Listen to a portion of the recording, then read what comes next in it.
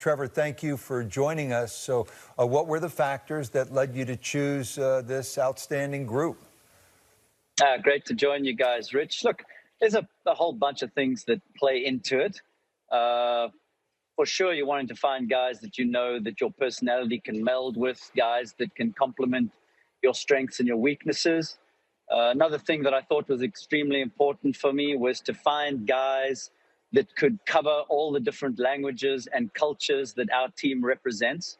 And so I think we've done a good job with that.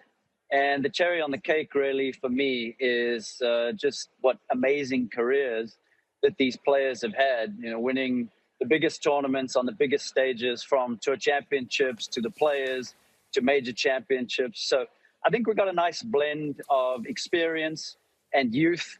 And so I like where we're at. Looking forward to September. Just a quick follow-up on covering the different languages. I think we can all assume if he's healthy that Hideki Matsuyama will be there. And who knows if he goes on a little bit of a run, really promising young player in Takumi Kanaya, who covers the Japanese players in that scenario. Well, look, you try and do the best that you can, Rich, with the amount of picks that you have at your disposal. I've spent a lot of time with Hideki over the last year or so, really getting to know him and his team, his interpreter Bob, his caddy Shota. So I feel like that's something that, quite frankly, I can cover. So I'm very comfortable with that. He is as well. He's comfortable with the fact that he now is stepping up into a leadership role within this international team. So that's something that I wasn't really too concerned about moving forward here as we approach September. Trevor, how much is currency relevant to you in terms of your vice captains? Because obviously Geoff Ogilvy's back living in Australia now, although he was in the United States recently working on some golf course projects.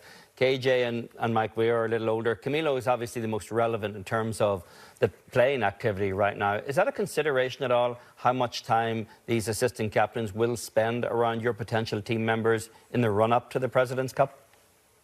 Yeah, it's absolutely at the top of my mind, really, to be quite honest with you. Mike and KJ still competing on PGA Tour champions, and so they still out and about at a lot of regular tour events as well. Mike is here this week at the Zurich Classic, so is Geoff Ogilvy. As you say, he's been down in Australia, but still in touch with the majority of the players. So I think we're set up quite well there from an experience standpoint. And then adding Camilo now as somebody who still plays on the tour, he really is up to speed with all the trends, all the players, all the caddies, everything that's going on out here. So I think he's been a great addition to the rest of us that have already served in some type of assistant captain role. So like I touched on earlier, I think it's a pretty cool blend of experience and now the youth coming in with Camilo, the passion, the positivity that he brings, and the representation that he gives the South American and Mexican players, of which there is a ton of talent coming out of there right now. It's early, Trevor, but what do you like about your team, and specifically which players are potentially formidable for you? Well, there's a whole number of them that I think are formidable. Look, professional golf is so deep right now, and we've seen so much talent coming through from the international ranks, so to speak. If you just take a look at what happened in 2019 at Royal Melbourne, we had 7 rookies on that team of 12. And in fact, we were the youngest team ever represented in the President's Cup. And so now we're starting to build on that. Some of those youngsters have got a little bit more experience now. They've played in some more major championships. They've thrown their hat in the ring. They've won bigger tournaments when you look at the likes of Cam Smith and Joaquin Niemann. And you start to add those youngsters' names to the likes of Hideki and Leishman and Scott and Oosthuizen and all of these guys that will possibly be making up the final 12. It's a team that I really like the feel of. We're very, very hungry. We understand that we've had a tough record in this tournament. We got our butts kicked a hell of a lot. We came real close at Royal Melbourne, and so that spurred us on a little bit. But we're also very well aware, Rich, of just how formidable the American team is. That performance of theirs at the Ryder Cup was extremely impressive. record-breaking, really. And, you know, even when you take a look at that Sunday singles, those guys didn't take their foot off the gas for 1 second. You almost got the feeling like they wanted to run that scoreboard up. So we know exactly how huge a mountain of it is to climb. But really, when you're a kid growing up in whatever corner of the globe that our team grew up in, whether it be Japan or South Africa or Australia or Chile, all you ever wished for as a youngster when you were dedicating your youth and your junior days to trying to get as good as you could in this game, all you ever wished for was an opportunity to compete against the best. And we're now going to have that opportunity. We're going to be able to compete against maybe the best American team ever put together. They're filled with confidence. They're playing on home soil. And so we have a massive challenge in front of us, but it's something we thoroughly look forward to. I'm sensing Trevor's getting like the European Ryder Cup captains of old here who are managing expectations and heaping all the pressure on the American team before we actually get there. But Trevor, you mentioned the 7 rookies 3 years ago at Royal Melbourne being one of the disadvantages for the international team. Another disadvantage was Royal Melbourne in the sense that a lot of the team would not have been that familiar with the golf course. Is it an advantage to you, or at least a help this time around, that Quail Hollow has been a regular tour venue for so long, so your guys are more likely to be familiar with where they're playing?